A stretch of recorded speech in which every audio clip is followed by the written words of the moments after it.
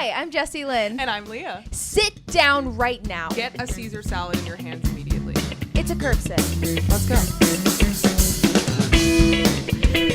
Yeah, we'll take that.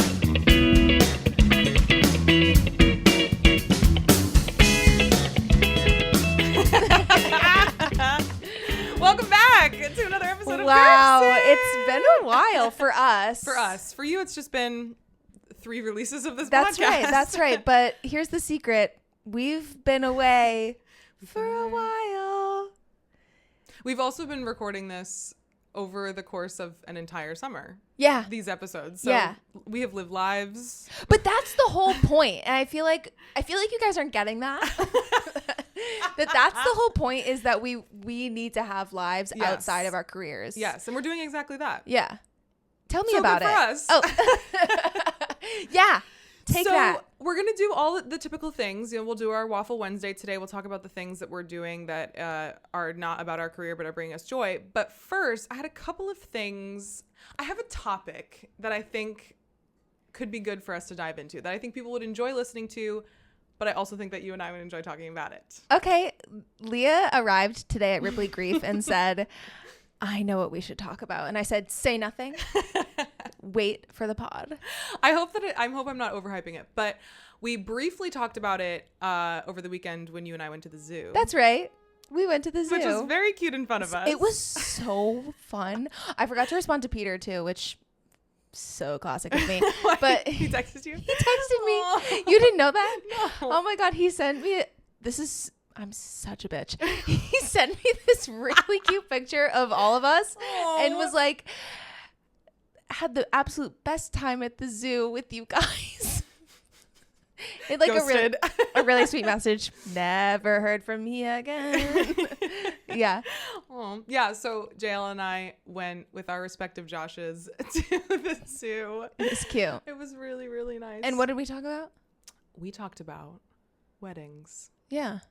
Well, we're going to talk about weddings today. Okay, well, you have one coming up. Well, okay, we can talk about mine. And I could have a whole separate podcast just about my opinions on weddings. I have so many. My opinions on weddings are absolutely infinite. We're going to get into it today. Okay. Because I think there's a few things that are interesting. I think we're in an era where we're going to a gazillion weddings. I, for one, am about to enter a fall of more weddings that I can count. Okay. And I think also there's just something about like our age group, like us being in our late 20s, almost early 30s. Watch out. 30s. 30s. And like being in that era of our lives where everyone's getting married. And then I think also like, yeah, I think also I've just been thinking a lot about what is so interesting about planning a wedding. This is something that we talked about too, of like, it's just like the laser focus it puts on like relationships in your lives and also your own like planning styles, and like it's a whole thing. So I thought we would get into it today. Yeah. Let's just start with this, like these being in like the wedding era. My wedding season is mostly wrapping up. I have one more, okay, which is next weekend for me in real life, not podcast time life. Yeah. And then it's pretty quiet, I think, until maybe yours. Oh my God. But I had like 5 this past year. Talk me through your calendar this year of weddings. I mean, one every month of the summer. April, like one for every month the last 5 months at least. Yeah. It's and so for me, by the time Peter and I get married, we will have gone to, I believe, 8 weddings during our engagement. Well, I think that there should be an amendment to the Constitution. Tell me more. That you should not be able to get engaged until you've been to a wedding. Okay, I love this. Yeah, I think that should be written in stone. Wait, tell me more. I feel like you learn so much about weddings and what it takes to even just be a guest at a wedding. Forget about bridesmaid era, like forget about all of that. Yes. How much goes into a wedding, and like things that you want to do and things that you don't want to do. I feel like I do have so much more perspective on weddings, and I think what I will be like as an engaged person now that I've been to so many. I'm grateful that I've been to so many for so many reasons, but also a lot because I think I'll personally be a little bit more flexible. Yes. This is something that my best friend from growing up and I have talked about. She was the first friend of mine to get married. And this was actually the wedding that Peter and I met at. This is where we met, was at a wedding. And she and I have talked so much because she's like the closest person to me who has already been married and had a wedding. First of all, they were engaged for 3 years, which was like the first piece of advice that I took. And I am having a 2-year engagement. First of all, do that. That's the way to do it, is to have a long engagement, in my opinion. But we'll get back to that. The thing that she has talked about and that I have like now come to understand is that once you have planned a wedding or in the process of planning a wedding, you will never be hurt by a decision that anyone else makes about their own wedding ever again. If I'm not invited to a wedding, I don't care, because I have felt the stress of putting together a guest list. Like I have understood what it takes to like decide between a family member and a friend on a guest list. Like, you just gain so much empathy for, especially in the US. I think the other interesting thing I've realized is because Peter has so many like international friends and families, is just like how different weddings are in the US and like how much more stress it is in the US. But for weddings in the US, these decisions are so loaded because weddings are so expensive. And I feel like I have so much more empathy for anybody planning a wedding. I will never feel any type of way for any decision that anyone makes about their wedding, because it is so complicated and it's so expensive. Every decision is worth thousands of dollars. Yeah. So yes. Well, I don't know if I have made this series on TikTok recently. I don't know if you've been on the internet. I don't Leah's know. Leah's doing a great job of like separating church and state in terms of like being on the internet, and I respect that. Thank you. I've had a series recently about things that I don't care about at weddings as a wedding guest. I need to watch this. Okay, yeah. So far, I've posted like, I don't know, 5 or 6. Oh, of just like, I'm a bad friend. I'm not keeping up to date on your content. Here's the thing. I don't care. But that's the whole point, is like things that I don't care about as a wedding guest.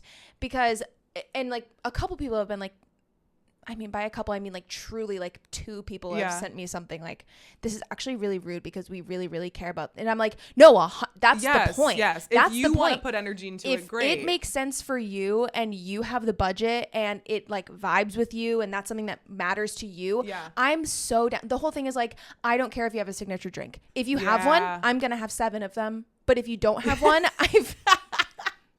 that's my truth. If you don't have one, I've never left a wedding and been like, wow, they didn't have a signature drink. And just for a little context, our signature drink at our venue, it's an additional $8 a guest. See, so what I'm saying is like, if we're not doing you're for that reason, we're not paying an additional $8 for me to have a dirty martini named after me. I'm sorry. Yeah, no, but there are so many people. Also, some guests are really fucking rude, and so but the minority of loud, rude guests gets in the heads, and like wedding culture in general has taken off in a way that makes couples feel like everything has to be absolutely perfect and everything that every guest ever expects and wants. And like, sorry, not everyone has a $500,000 budget to have a wedding. And so what I'm saying is, if you don't care to have a signature drink, I don't care. And other guests should learn to not care. And if they do, they're weird for that. Yes. Anyone who is judging any decision that is made at a wedding has not planned a wedding. Right. Like I haven't planned a wedding, just to be clear, but I still have a lot of opinions. You have though, because you visited venues. You've hypothesized. Okay, don't out me like this. Don't out me. Yes, I get quotes from venues all across this great nation. And by that I mean, is your right as an American. As an unengaged American. As an unengaged citizen of these great states, but I You know can do whatever the hell you want. I know all of the packages in New England. I have 2 friends right now that planned their wedding before they got engaged, and then they were able to they got engaged and will get married within a year. It's genius. Okay, so I think it's smart. If you are like that, I think it's smart. Again, I will never judge a decision someone is making about planning a wedding. It could not be me. Yeah, I needed these full 2, and I will need these full 2 years. But I saw a girl on TikTok recently say that the people who are like booking venues and planning their whole weddings is making the wedding planning for people who are actually engaged less exciting, because, for example, she just went to a venue and like wanted to pick a date for a year and a half from now, and they were like, oh, it's actually fully booked for the next 2 years, but a lot of those couples aren't actually engaged, and so we'll put you on the wait list, and if any of them pull out, then we can I'll contact you. And so it's making it less exciting. And she's like, I waited until I had the ring to plan. And I'm like, I get that too. But that's actually personally why I am waiting to actually put money down or like see venues. I mean, I like get packages and stuff, but my boyfriend and I are waiting to do an actual literal tour because we want it to be exciting. Exactly. Like, I don't want to fake a ring. But I understand that point too. But also I understand wanting to just plan and get a date on the books because it's really hard. One of my friends actually she got her venue. That's the wedding that's next weekend. She got her venue because it was like they were gonna get married. Yeah. Like when you get to this point in a relationship, you're gonna get married as like a logistical step. Yes. And like they were headed and they're like, the engagement's coming. They just need the physical ring. Yes. And they had a really unique situation where their family friend owns this vineyard or like works at this vineyard in Long Island. Sorry, Jesus. Take it easy. It's my man you're talking about. On Long Island. And they were like, ooh, we actually have one date open for a year and a half from now. And if you want it, you have to have it right now. And so she was like, yeah, fine. And now they have their like dream venue and the engagement came after. And so I get that. Like, yeah. Here's the other thing. When Peter and I got engaged, we didn't think we wanted to plan our wedding right away. I don't know if this was like ever something I was talking about, but like we got engaged in August and we were like, I don't know if we like really want to plan the wedding yet. Like we know we're not going to get married in 2025. We know we'll probably get married in 2026. So like maybe we'll wait to plan. And we were just going to kind of put it off for a little while. But then we kind of like, we actually flip-flopped on it and we were like, well, what if we plan everything now? And then we just get to hang out for a year. That's what I knew. Yeah. We did that instead. And that is what I am glad that we did. Because now we're a year away from my wedding. Crazy. But most is done. But mostly everything is planned. So that has reduced the stress of it. Because I feel like so many people, including my therapist, have been asking me, is like wedding planning stressful for you? Like, how's it going? Like, is everything okay? Like, everyone's expecting that it's this really stressful thing. Again, because weddings in the US are off the charts insane to plan. Just logistically and like emotionally and money. It's just, it's insane. So it makes sense that it would be stressful. But because we like booked all of our vendors by like January of 2025 for a 2026 wedding, like it's been very, very chill. But you're a planner. True. You can plan. I am textbook type A in that way, yes. Some of us have different strengths. And so I think, That's true. That has a lot to do with the way that you are able to operate like that. I think that's fair. And so is Peter.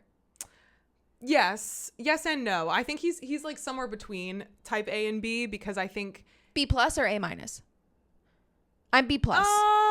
I'm gonna say A-. I'll say A-.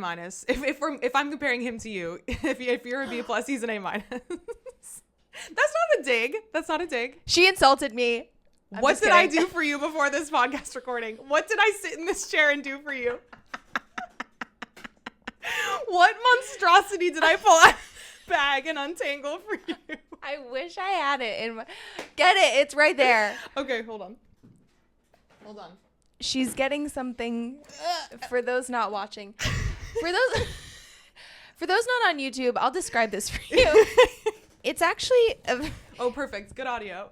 It's actually a Vera Bradley satchel. With this long tangled again. String that comes out. Well, it was already out, and so this was tangled around this very cord right here in a way that only necklaces could ever tangle. Yes. They were knotted together, and I want to reiterate, There's nothing in this bag. And there's no reason it's here. Why was this bag in my bag and how long has it been there? No one knows. That's none of my business. But I was so flustered trying to do everything else that I forgot to do before I arrived here today that Mrs. Lee did have to spend 5 full minutes and untangle it. And that's the truth, okay? That's the truth. But that's our friendship, and those are our strengths and how we are able to be there for each other. What would you say my strengths are? Name them. I think that you are very good with the flow, and you're able to respond to any sort of like. I was gonna put it back in the bag for you. Oh, I threw it on the floor.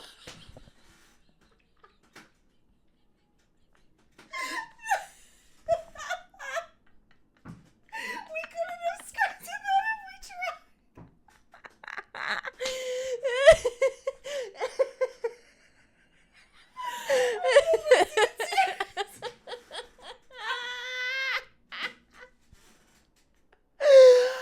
Okay, I threw it as Leah was reaching to grab it to safely put it back in the bag. It belongs to the earth. And in short, I'm textbook type A.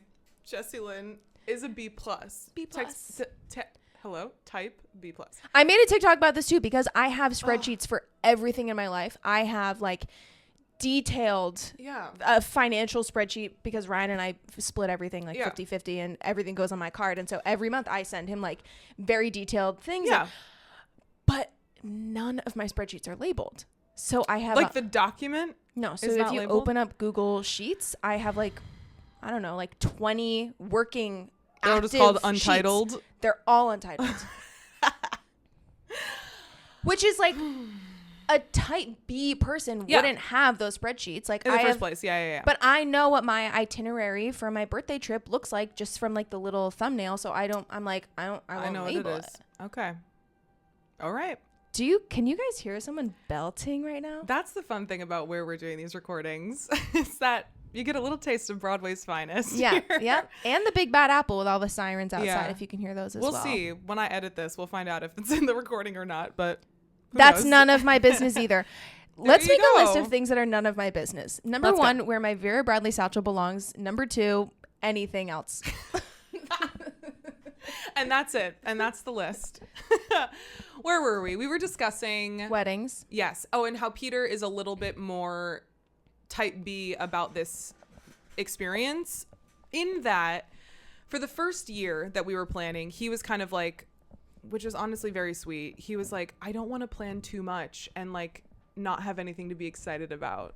Like for the 2 years. You'll be excited about the wedding. But he was like, I don't want to plan it all and not have anything else to plan. Like he really wanted to plan for the entirety of the 2 years. Okay, fine. So I think in that way he's been a little bit more like, he's like, oh, we can wait to do that. We're making our own centerpieces. We're like not doing floral centerpieces because if you're curious, floral centerpieces in the United States of America. On average, $15,000 each. No, but like total for your 20 tables. That was stupid. Each for some weddings, maybe for Taylor and Travis's wedding, it'll be $15,000. Which raise your hand if you're excited about it.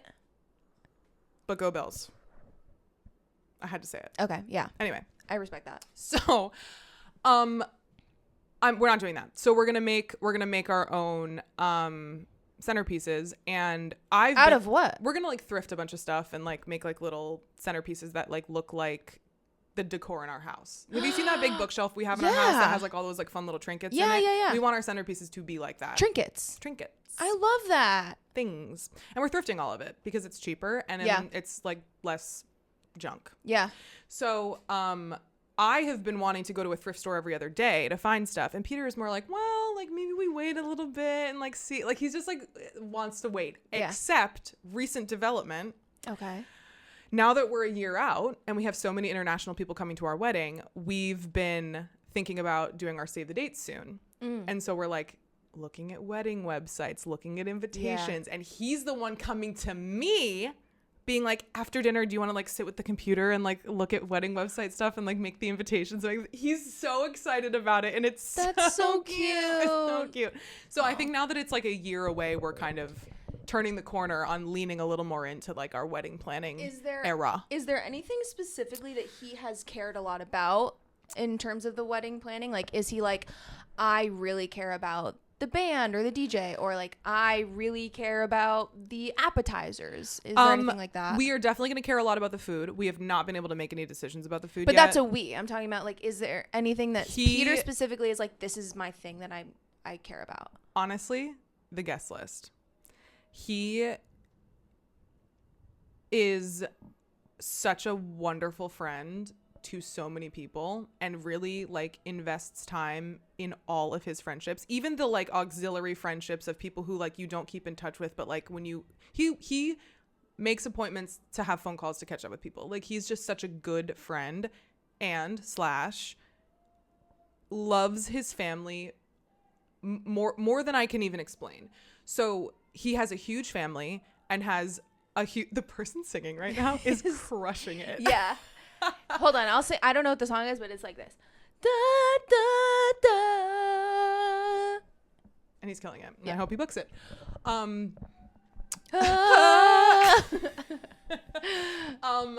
He's a wonderful friend.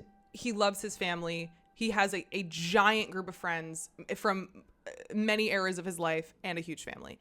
So it's been really difficult having a reasonably sized guest list. His argument will always be, I would rather the money go towards the guests than to like let's sacrifice the money elsewhere in order to have more people at the wedding. Okay. Is kind of his big opinion, I would say. Can I ask you, is there anyone at the wedding on the invite list who you haven't met? Yes. There are a few of his extended family members, but part of our trip this summer was meeting a lot of those people. So like, I have met most of his international cousins actually almost all, I would say. Almost all except for 2 that are like having a baby. So I didn't meet them. But like, yes, I have met most of his international cousins that are invited to the wedding, which was part of the reason like he's making a concerted effort to do that because he feels exactly like what you're saying, like inviting people that you've never met. There are a lot of people that he has not met on my side. Really? Yeah, a few cousins, of like some family friends of my parents that are like invited that he hasn't met. But a lot of those people are like from my hometown, and like I don't really ever like go back to my hometown because my parents don't live there. So it's like there's some of that. But so yes, there are definitely people on our list that one or either of us has not met before. Okay, that's a recent fear of mine. Is introducing myself to someone on my wedding day. I don't know that I can do it. I know. That's something that one of my friends talked about, that was a difficult part of like I that need to be able to cooter slam. Stop. In front of all my friends and family. In front of people who know and cherish me. Yes. And we will all cheer you on. I can't meet someone and then immediately cooter slam in front of them. Yes, you can, and you will. How am I supposed to twerk in a split in front of an extended cousin that I've never met? You're going to do that at my wedding, though, so what does it matter? But it's different if you're the bride, you know? Like, actually, so true. You know you will. Yeah. And I hope you do. I hope you do.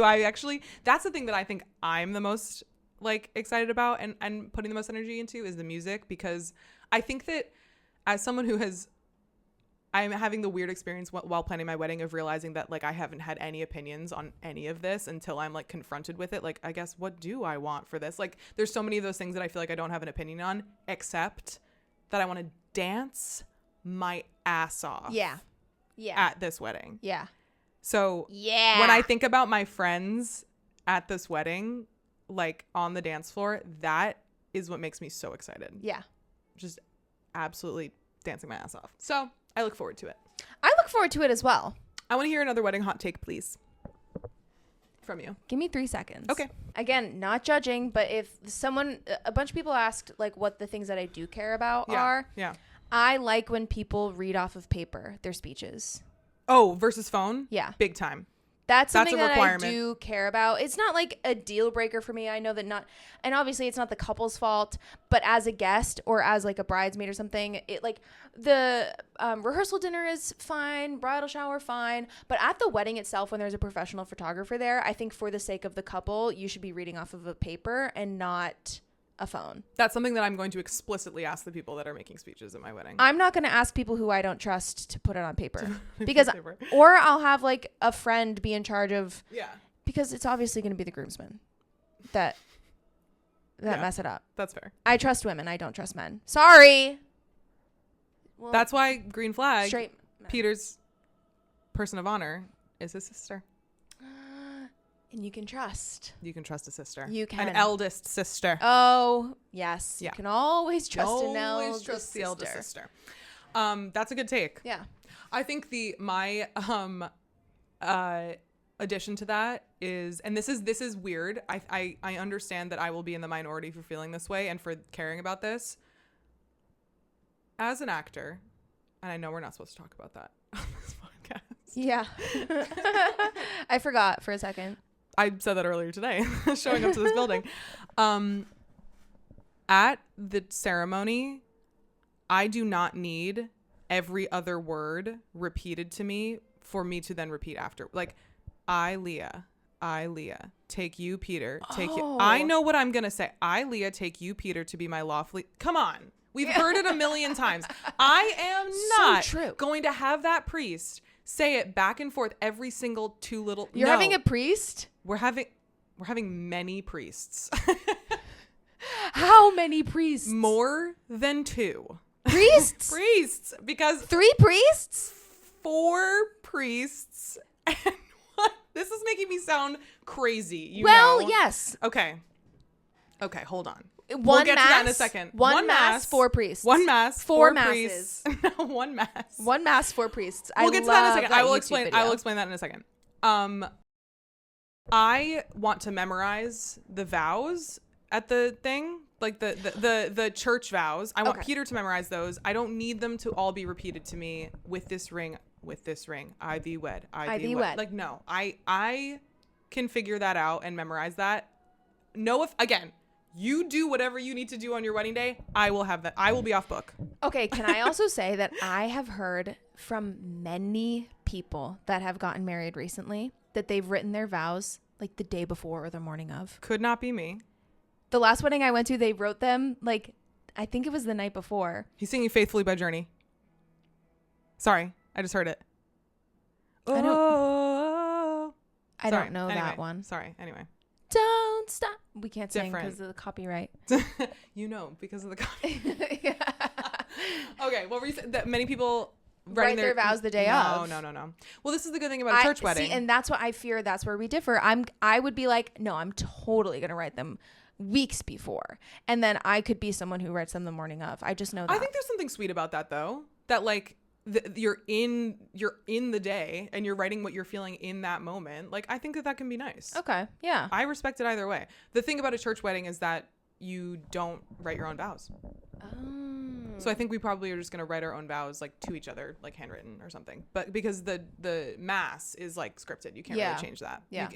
Some people like add, and at the weddings that I've sung at, some people have done this too, where they like after the mass, like they'll do like their little vows at the end or something. Like there's like ways to sort of fit it in. But so, okay, let's talk through why I'm having 4 priests in my wedding. Please explain that to the class. So Peter and I were both raised religious. We were both raised Roman Catholic. Peter's brother is an Episcopal priest. So he's a priest in a different sect of Christianity.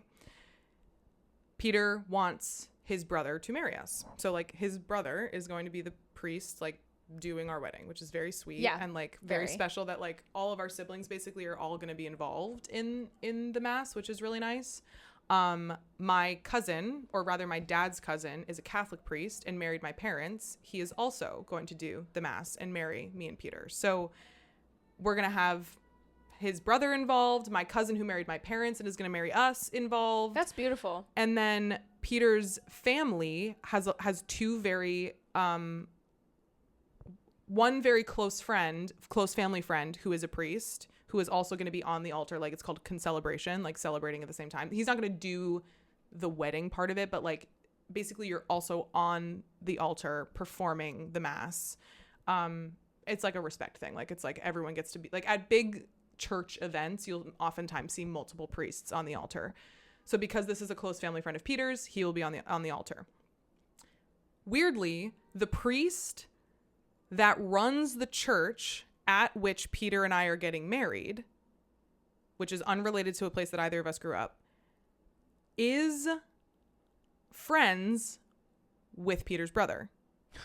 Well, coincidentally, it's a small community. Coincidentally, yeah, exactly. So he will probably also be involved because they know each other. Yeah. And we happen to be getting married at his church, which we didn't know when we booked the church. It like happened after the fact, which is like he like became the priest of this church. Oh my gosh. Complete coincidence. And Peter's family has a close family friend who is a deacon. So he will also be involved in the mass. Oh my gosh.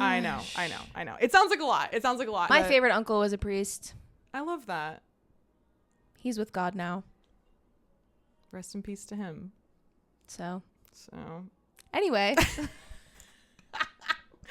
So that's a little bit about me and my 4-priest wedding. Great. There you have it. I recently went to a church, the oldest English-speaking church in all of either the world or England. I can't remember. Which in one Canterbury. Was it? Oh, that's cool. Which leads me to ask about your recent travels. I feel like I've been talking for most of this podcast, so I want to hear about your vacation, then we can circle back to mine if we want.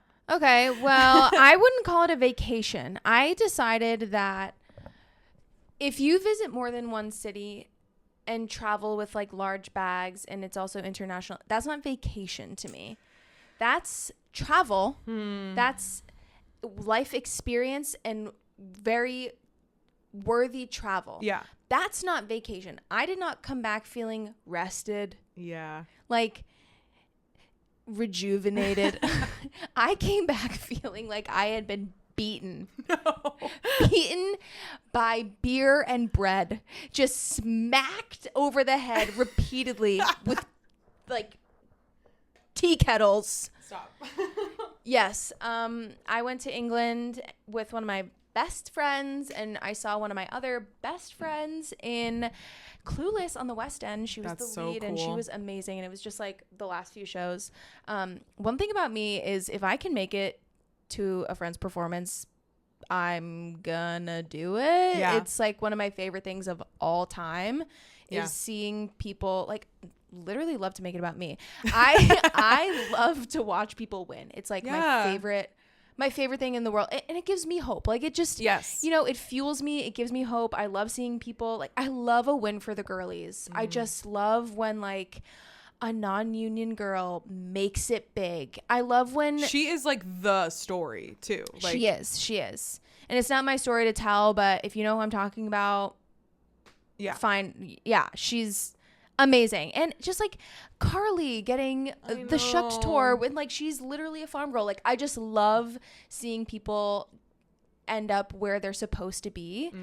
So that like totally revived my hope in the world. And then we went to a different city, Whitstable, a little seaside town in England. It was beautiful. And then I went alone to Brighton, which was so fun because Brighton. You've been? I have. We didn't talk about that. I went last year. What? On my trip to England. Did we talk about this?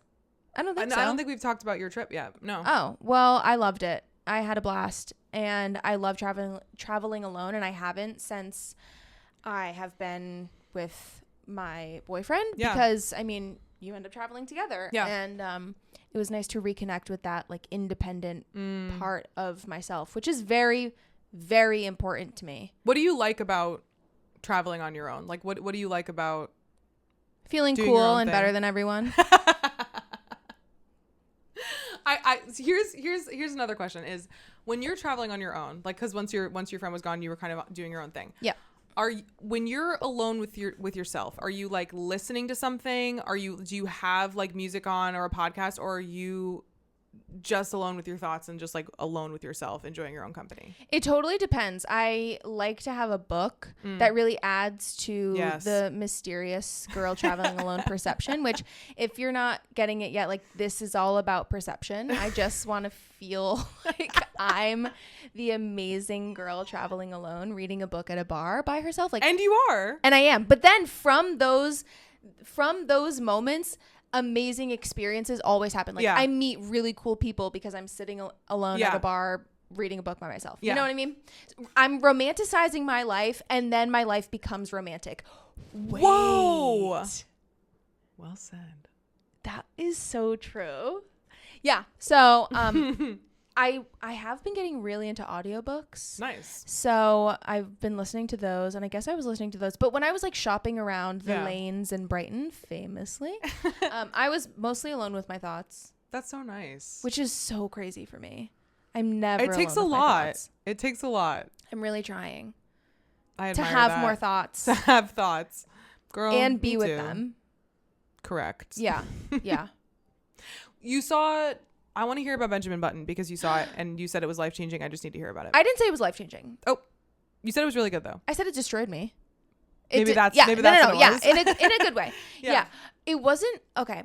Here's the thing about Benjamin Button, and this is not a critique. Okay, fine. Stay with me. I'm with through you. This. I'm here. The show, I knew nothing about it. You never seen the movie? I know I never saw the movie, but like everyone knows It's the guy ages backwards. backwards. No, Okay, yeah. That's what I knew. Yeah. I didn't know anything else about it. Just that everyone was like, "You got to see Benjamin Button." So I was like, "Okay." Was it a musical or a play? Musical. Okay. Again, didn't even know that going into it. Fair. When we arrived, we saw the posters outside of the cast in the show. You know, like at the marquee. And immediately I was like, "Oh, it's one of those. It's one of those where they all have their fiddles and they all have their skirts hiked up a little bit to show their little dirty boots." And I was like, okay, so this is going to be once. Yeah. Perfect. This is going to be Bright Star. Yeah. This is, they're all playing their instruments on stage. Yeah. My friend immediately was like, how soon into the show do you think we're going to get a ho? A nice 2013 ho hey. Yeah. Ho. Ho. Like, how soon do we think they're going to be slow motion moving set pieces out of like crates? Oh my God. And when I tell you, it was that exactly. Wow, it was right on the money. It was almost like a parody of those types of musicals. So when when it started, I was like, oh my God, first number, there's a hoe. First number we're getting a little bit of like a stomp. And it's 1872. It's a cold night, you know. And so that's what it's giving. And I was like, okay, we are like exactly literally where you thought you'd be. Tyler Joseph Ellis, I think, wrote this as a parody of these musicals. Dead. And here's where this is not a critique, because it was so good. Wow. It like surpassed all of the presumptions that you would have about those kinds of musicals. Yeah. Like the show started and I was like, oh geez Louise. Yeah. And then you can't help but love it. I could not help but be in tears. Wow. And like have full body chills and like be blown away by the talent and the writing and everything. So that's my take on that. Yeah. I love that. Yeah. That sounds great. It literally, like, it was exactly what you would think it would be, but then also so much better. But they did a good job of it. It's like what you're expecting. They did such an amazing job. Yeah. I think it would do really well in the U.S. too, so I don't know why it's not here. I hope you guys don't think that I'm shitting on Benjamin Button. No, I you weren't. absolutely loved it. No, you weren't. But there was a hoe and there was slow-mo moving of crates. And you were right about that. Yes. We just simply know musical theater. But I loved it. That's great. Yeah. Well, okay. Sorry. I shouldn't have even asked because we're not allowed to talk about musical theater on this podcast. Wait, that's true. Sorry. Okay. We broke but a it's rule. not my career. No, it's just something that I saw. It's something you saw as a person. Anyone can see musical theater. Great. So we have both been on whirlwind European adventures. Well, technically, I guess England is not part of the European Union anymore, but we'll consider it part of the continent of Europe geographically. Mm-hmm. I was in Finland and then I was in Italy. So we flew to Helsinki where Peter's best friend lives. And which is crazy. Yes, it is. Imagine being like, yeah, my best friend lives in Helsinki. Huh? Crazy fun fact about Peter is that he has a friend in every city. Name a city, he's got a friend. We can sleep on their couch, probably anywhere.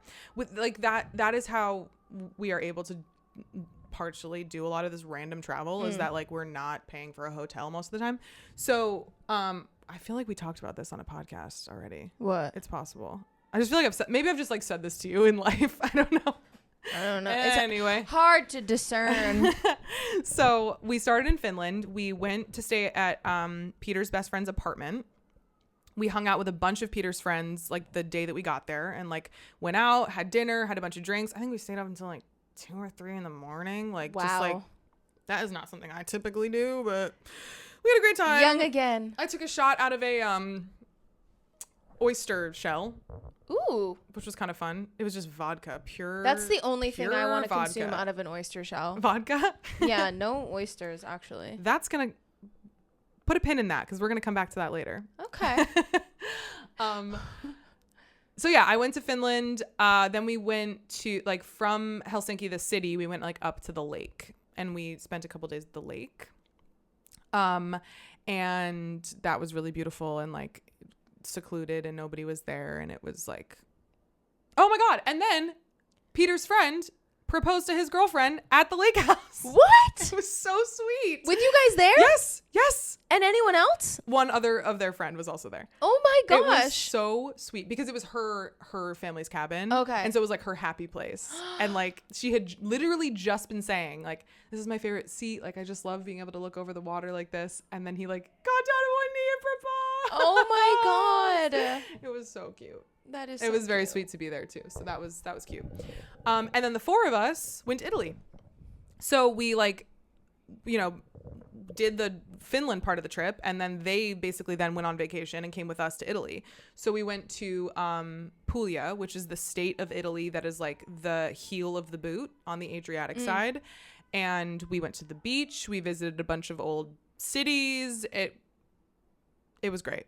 We had so much fun and just like absolutely lounged around. And you're such a world traveler. I love to do it. Yeah. It was a good time. All right. Can we circle back to your oysters so that we can get to our waffles after? Yes. So,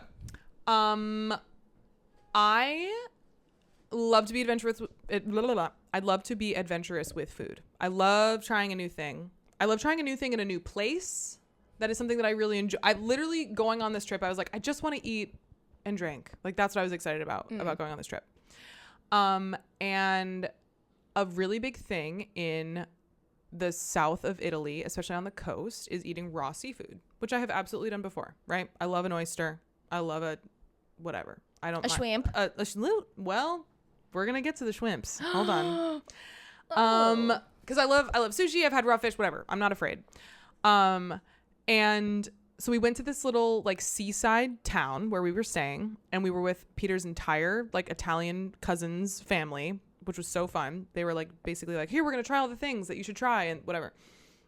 So the appetizer was basically a plate of raw seafood, which they are literally getting from the sea over there that you're looking at and bringing over to the restaurant. Like it could not be more fresh.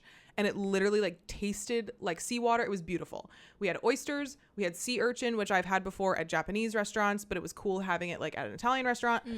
And we had raw shrimp, which I have never had before. Shrimps. And that was weird, like texturally and like experientially. But I was like, Peter was so excited about it. He loves eating raw seafood. He had been talking about this restaurant. Like, raw shrimp. Like shrimp cocktail shrimps. Shrimp cocktail is not raw. Those are boiled. No. Yeah, those are boiled. Yeah. Raw shrimp is not pink. It is gray, slimy, and doesn't really hold its shape. Yeah. So, and this version like still had the shell on it. Yes. So it's like I've had it once at a Greek restaurant. Its little claws. Yep. Yeah. I ordered shrimp at a Greek restaurant. Big mistake for me. Me too. As you'll learn later in this story. So Peter was like literally the thing he was most excited about, like cuisine wise for this trip was like, I can't wait for you to try all the raw seafood. Cut to the evening. I'm not going to get into it, but I woke up in a cold sweat and did not sleep for the rest of the night. It was very negative. It was a negative experience. And apparently we then like talked to his cousins after I was like deemed to be safe and didn't need to go to the hospital. It was bad. Oh, it was bad. Hospital consideration. It was bad. Bad. It was bad. That's Peter's fault. Yeah. So apparently like that can happen. Like if you've never had raw shrimp before, even if it's fine. Like it wasn't necessarily that I had like a bad shrimp. It could have just been that like the reaction that you can have to eating raw shrimp can be negative. Okay. But apparently it's like once you've had that reaction once, you're usually fine. But so you're going to try it again? No. I don't see that happening anytime soon. Yeah. I'm going to need a couple decades to forget before I have another raw shrimp. Ew. It was bad. It was really bad. And it was also like, then it was like I was on vacation having like been sick all night. And now I couldn't, like the next day I just had to lay in bed, like drink. I literally had an alarm on for every 15 seconds to take a sip of water. 15 seconds? Sorry, 15 minutes. 15 okay. minutes. 15 minutes. I would take a sip of water and I would do that for 2 hours. And then I would take a sip of Gatorade every 15 minutes and do that for 2 hours and see if I would like keep everything down. And then I had a cracker every 15 minutes. Like it was just like, that was a day of my vacation, was like rationing my food to be able to eat again. Well, this is a lesson learned. I will never have a raw shrimp. It's not worth it. I don't think the full shrimps that I ate at the Greek restaurant, I don't think they were raw.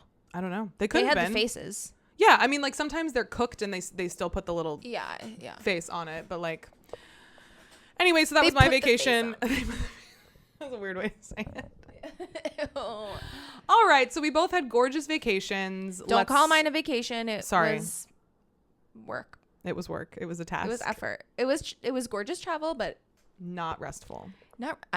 Vacation to me is going to the beach and sitting there. Sorry. This was a discussion Peter and I had a lot on our vacation as well. This is my recent trip to just one country. I didn't even go to multiple countries. Yeah. Is what has decided for me that for my honeymoon, I don't want to do that. Yeah. I don't want to go to multiple places. I just want to go to one place and be on a beach.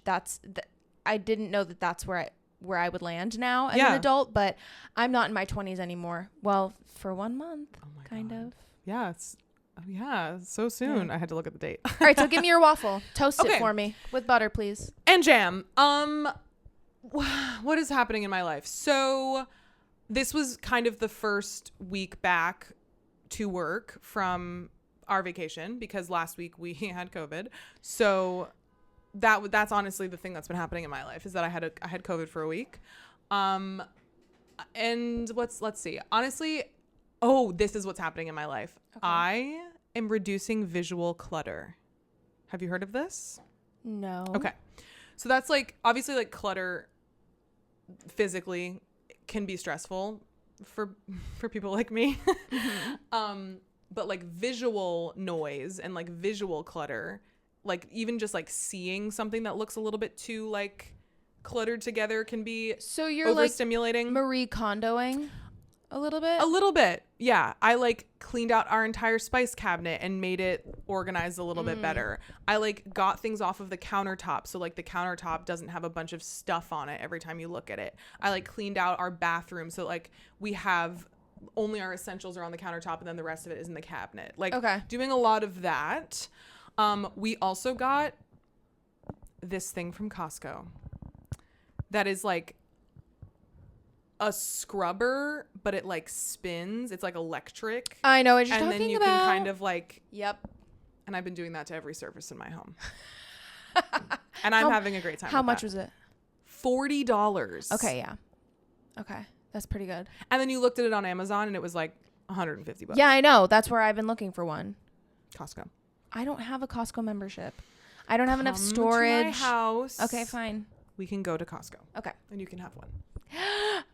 Road trip. We're on the moon. Okay, well, this apparently is kind of mine, so. All right.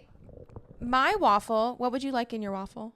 Chocolate chips? Yeah, chocolate chips I think will do, and a little bit of syrup. Okay. Honestly, no, it's not funny. Don't laugh. Oh. I was feeling really bad about myself for a while. Like, just, having like in waves, life comes in waves. Yeah, and I was just like in a down and not critical, just a little bit, a little dip. And Ryan was like, do things that make you feel better. Like you're not doing those things. Like go to dance class once a week and go to yoga and like do your self tanner and you know, just like do the shit that makes you feel better. Like go on your longer walks and whatever. And oddly enough, it like kind of worked. Like I'm feeling better. Like I hate to say it, but it's just been like a few days and I'm like, okay, like we're coming back to life. And it's just a good reminder for me. I really struggle with going like full throttle, like restriction on everything in my life instead of like going, just like do some things that you love to do that make you feel good. Instead, I guess like I have been working for like 10 years on adding good things instead of taking away things. And I honestly, Ryan doesn't like me to talk about him but I will, because this is a compliment. He's the best with the like moderation for me, not always for himself, but like he never knowing me in like a really dark place in my life for someone who's never known me there. He really is like good about helping me and like respecting my need for moderation and like helping me do that. And so now I'm feeling absolutely amazing. I think my 30s are going to be the best. I'm excited to be 30 in like a couple weeks and like enter that decade in this era instead of in a dip. That's so sweet that like he was seeing that in you and like knew what you needed and then it was right. Like that's just like, it's nice to be known. That's very, very sweet. And I'm glad that like, I'm glad that you're back on the upswing. What have some of those things been doing? Like what have some of those things been that you've been doing? Like going to dance class? Like what else? Like going to dance class, going to well, I only went to like 2 yoga classes, but I'm gonna go to another one. Loved it. Love yoga. Getting yourself a little tweet. A little tweet here Sometimes and there. You gotta get a little tweet. Sometimes I gotta get a little chocolate chip cookie. Yes. So that's important. Today I'm gonna go get my favorite chicky sisal wrap. I knew you were going to, and I was gonna ask to come with you. I wish you would. I want one too, please. It's almost time for us to go do that. Actually, we have 5. It's almost time. What a great little segue. Okay, before we go get our chicken sisal wraps, we're gonna finish with. Sorry, it's chicky sisal. Oh, I'm so sorry. I'm so sorry. Chicky sisal. Thank you. Wrap with the chicken cutlet and not the grilled chicken. That's right. I know the rules. We have to talk about, and you've kind of already said this, but the things that we're doing in our lives to bring us joy that are unrelated to our career, because that is the reason we are here. So please. My bangs. Good one. Yeah, kind of life-changing in every single way. That honestly might have been mine last time, but it's been so long I can't remember. No, you didn't say that.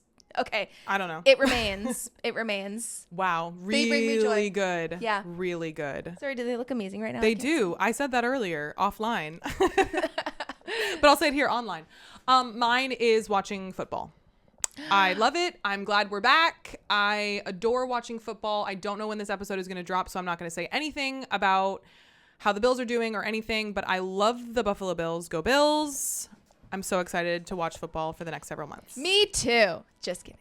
Just kind of kidding. Someone else is absolutely killing it in the studio amazing. next to us. And then I guess that's our No, I am rooting for the Buffalo Bills. Thank you. Personally. Thank you so much. Thank you. I appreciate that. All right, should we go get some chicky sisal wraps? Let's do it. Thanks for coming. Thanks for joining us. Bye. Bye.